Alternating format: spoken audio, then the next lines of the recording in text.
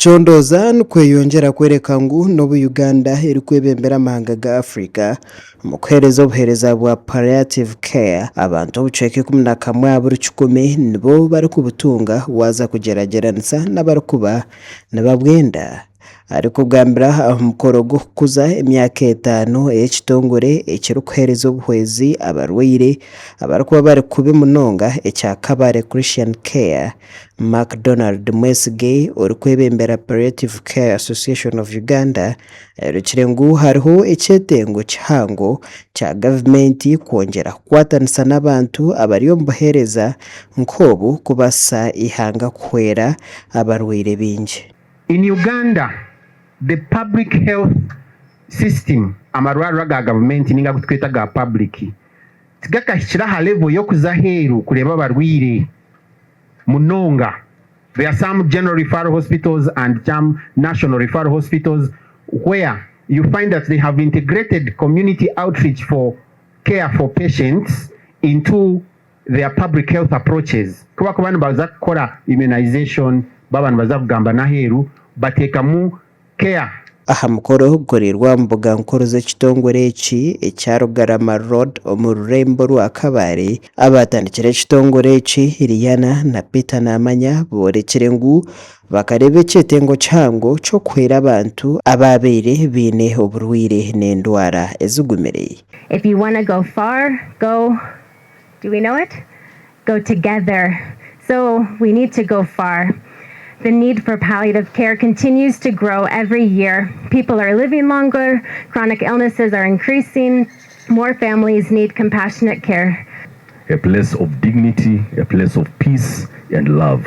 It will provide specialized care for patients, support for families, space for counseling and spiritual care, and an environment where healing of the heart and soul can happen even when cure is not possible.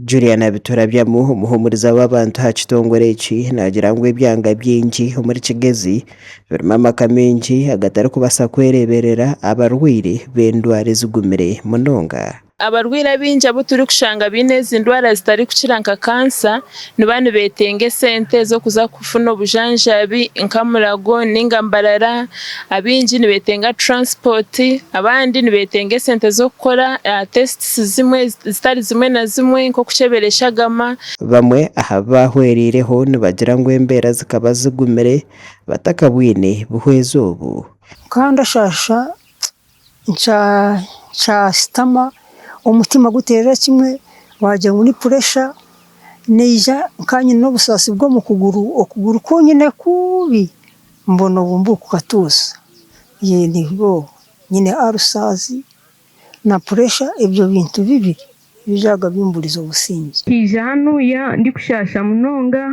She came here with a lot of pain. Kanyine cancer, she had cancer. Kije 2024, she came in 2024. Kanyine stress, she had a lot of stress. Ntine kintu cyone cyakubasa kunyamba kumpereza kufuna chemotherapy. She didn't have any support for chemotherapy. Konka kuna izire hanuya omu KCC when she reported to Kabale Christian Care bakampereza obuyambi buhango munonga. She was given a lot of support. Ndakorera Kampala abatemu banshanga munju bantera Zambia yo mubikano so police kuyashanzire na feintinzire yantwara Murago hospital namarayo almost emyaka 2. Amakuru aga gashakwa Job Namanya Apuri omuri Kabare.